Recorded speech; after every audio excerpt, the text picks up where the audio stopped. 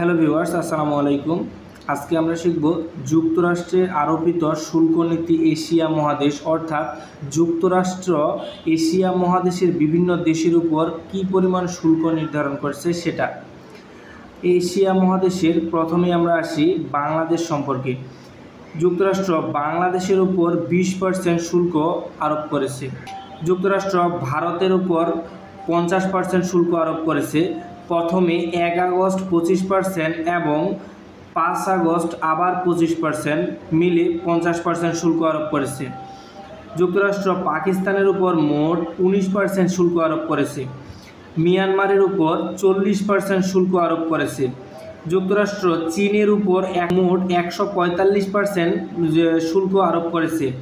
যুক্তরাষ্ট্র রাশিয়ার উপর পণ্যভেদে 35 থেকে 200% পর্যন্ত শুল্ক আরোপ করেছে।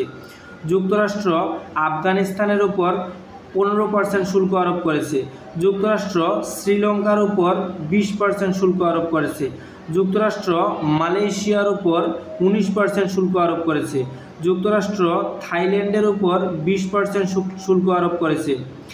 ভিয়েতনামের উপর 20% শুল্ক আরোপ করেছে। জাপানের উপর 15% শুল্ক আরোপ করেছে। দক্ষিণ কোরিয়ার উপর 15% শুল্ক আরোপ করেছে। ইরাকের উপর 35% শুল্ক আরোপ করেছে।